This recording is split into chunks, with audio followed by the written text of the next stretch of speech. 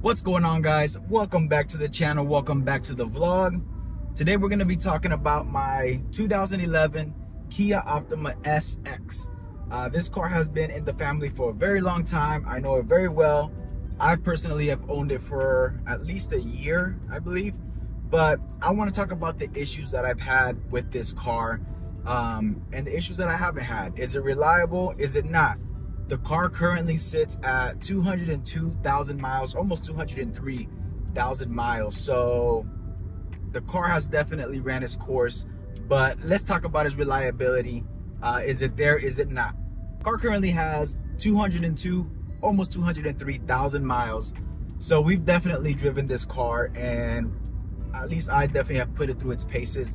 I drive a lot for work, long distance, so let's talk about, is it reliable, is it not, and the issues that I've had. So the first issue that this car had, and it had very early on, and just some back story, this car's a 2011. My mother-in-law bought it in 2012. So the car has been in the family for a very long time.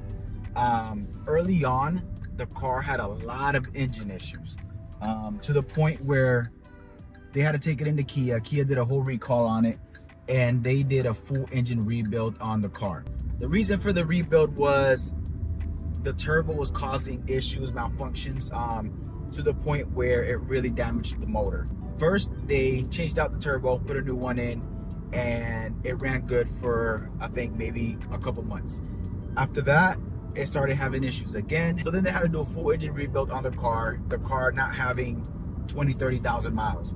So very big issues early on. Again, full engine rebuild. But ever since the engine rebuild, the car, as far as big mechanical issues, hasn't had any. There has been little things, but we will discuss those here shortly. So the second issue that I've had recurring, and even my mother-in-law passed the car on to my brother-in-law, he had the same issues for a while, is the AC. For some reason, the AC in this car, we could not get it to work properly. I recently, 6 months ago, finally got it to work right. We've replaced the AC compressor at least 2 to 3 times. For some reason, it just kept breaking down. It kept having issues, leaks, freon leaks, you name it. And it was just a recurring thing. We would fix it, it would break. We would fix it, it would break. Fingers crossed, for the last 6 months, the AC has been good, but I did have to drop almost $900 to get the AC fixed. And even after they replaced the AC compressor, I actually had to take it back because it lasted like a week, and again, it was just blowing hot air. Finally, it is fixed. AC's working good. Thank God. With no AC here in Florida, it really sucks. But that is a big issue that I did have with the car that is now finally fixed. Another thing that I am starting to notice that the car is starting to do, let's just call it that, is a transmission. Every once in a while, I'll have a hard shift. And I'll do it very intermittently. It's not something that it does consistently, but every once in a while, I'll do a hard shift. So it seems like the transmission is starting to show wear after 203,000 miles. But again, it does it very rarely. It's not something that happens consistently. I honestly still have faith that the transmission will last quite a bit, but I just have to be careful. I have to baby it. I have to make sure that I don't drive it hard. This is not a race car, and not drive it as such. I'm worried about it, but not worried about it. The car does have a lot of miles, so I guess it's to be expected at one point or another. Another issue that I've had to deal with, and it's not motor related or anything like that, but the car keeps coming out of alignment. I got to figure out what's causing it, because it is eating up my tires really quick. I have sent it to get aligned. 6 months later, I check my tires and one side is bald. So there's something down there that I gotta fix. If you guys have any ideas of what it might be, please let me know in the comments. But there is something there that I have to get fixed, replaced, because it keeps coming out of alignment, and tires are expensive, alignments aren't cheap.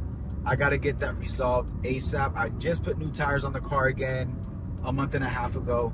So I just need to find a time to get down there and really check what could be causing the car to keep coming out of alignment so frequently. Now the last thing that I want to touch on, issue that I've had, is the car now has an oil leak.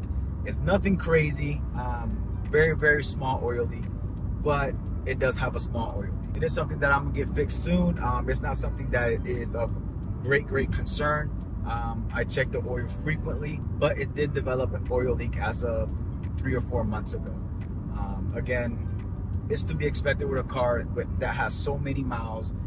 For work, I drive a lot, usually 2 to 4 hour round trip drives, depending on, I do construction as my daily job, so depending on the site, I could drive 2 to 4 hours a day. So I do put a lot of miles in the car, a lot of wear and tear. So at this point, honestly, I just expect little things to start coming up because of how many miles the car does have. I think it might be a head gasket that's starting to wear, and that needs to be replaced. It seems where the oil leak is coming from, which that could get bad, but it is something that I will be fixing very soon. Other than those things, honestly, the car has been very reliable after the engine rebuild. Before that, no reliability. But ever since the engine rebuild, the car has been super reliable. I can't complain. I get excellent gas mileage. Highway, I'll average 30 plus easy. City, 20 plus. So the car gets great gas mileage. It looks good for a 2011. I feel like the car still looks great. It's sporty looking. Again, this has the 2-liter turbo motor.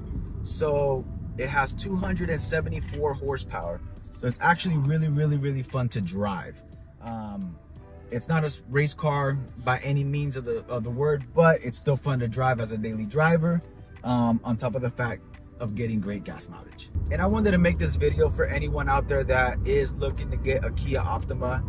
Maybe this could help you out. I've done videos before on Kia Optimas.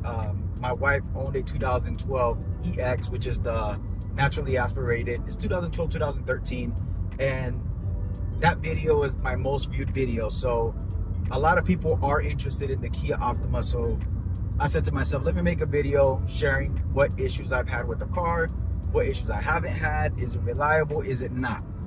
If you are gonna go for a Kia Optima, you don't care to have the turbo motor, go with the naturally aspirated motor. That motor will last you forever. We had 0 issues with my wife's Kia that she had.